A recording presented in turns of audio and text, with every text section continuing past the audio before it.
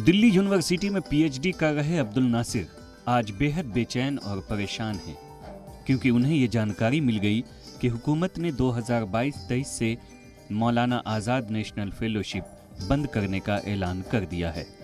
अब्दुल नासिर बिहार के शिवहर जिले से दिल्ली आए थे और यहाँ फेलोशिप के सहारे पीएचडी करना चाहते थे।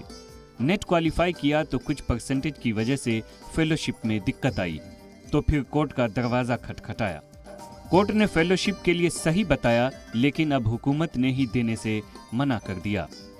सिर्फ अब्दुल नासिर नहीं, बल्कि छत्तीसगढ़ के रज़ाक की भी बेचैनी इसी तरह की है। ये एक फेलोशिप होती थी जिसकी वजह से आदमी अपनी पढ़ाई भी करता था और घर वालों को सपोर्ट भी करता था, लेकिन अब इस स्टेज में आने के बाद में जो आदमी आ चुका है, हर पीएचडी करते करते वक्त अच्छी खासी उम्र हो जाती है आदमी की, तो अब ऐसे वक्त में घर वालों को सपोर्ट भी करना होता है, तो फिर कोई अब फेलोशिप बंद कर दी गई है, तो फिर कैसे कोई पीएचडी करेगा, कैसे कोई घर वालों को सपोर्ट करेगा। हमारे जैसे बहुत सारे स्टूडेंट यूनिवर्सिटीज़ में आते हैं जो गांव से उठ के आते हैं, जो जिनको फेलोशिप गवर्नमेंट देती है, वो उसी के भरोसे होते हैं। उनका रहना सारा खर्च उसी से मेंटेन होता है। मतलब एक छोटे तबके से उठ के, मतलब छोटी जगह से उठ के जो स्टूडेंट की ये हौसला होता है कि हम मुझे फेलोशिप गवर्नमेंट दे रही है, उसके थ्रू हम आगे पढ़ाई कर सकें, आगे हायर एजुकेशन में जा सकें और एक अच्छा मकाम बना सकें और अपने राष्ट्रीय हित के लिए कुछ कर सकें। सबसे बड़ी बात यह होती है कि हम आगे बढ़ सकें, अपने देश के लिए कुछ कर सकें पढ़ लिख के। लेकिन एक बैग कल जो नोटिस आया है, जिन्होंने पूरा मानव को ख़त्म कर दिया है, तो ये हमारे लिए और हमारे जैसे बहुत सारे स्टूडेंट के लिए बहुत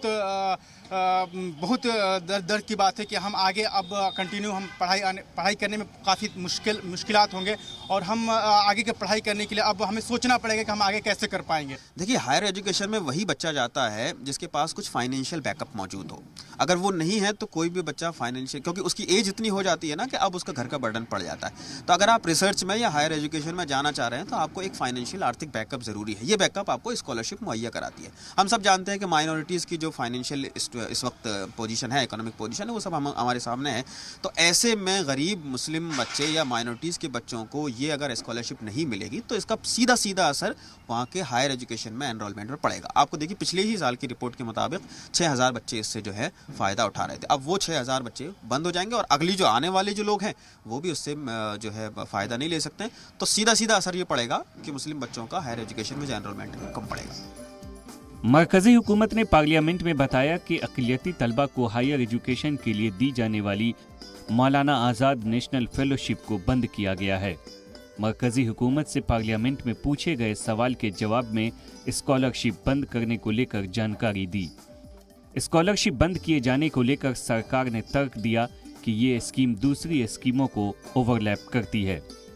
पार्लियामेंट में दी गई तहरीरी जानकारी में हुकूमत ने इस बात को कहा कि 2014-15 से 2021-22 तक 6722 तलबा का इंतखाब किया गया और उनको कुल 7,38,085 करोड़ की फेलोशिप दी गई।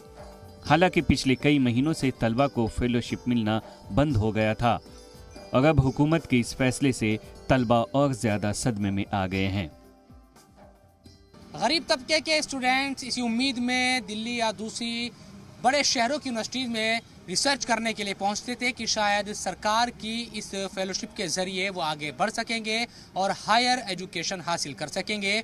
लेकिन उनके सामने एक बड़ा चैलेंज अब खड़ा हो गया है कि आखिर वो अपनी पढ़ाई को मुकम्मल कैसे करें। कैमरामैन मुकेश के साथ जी मीडिया के लिए दिल्ली से मैं शोएब रज़ा।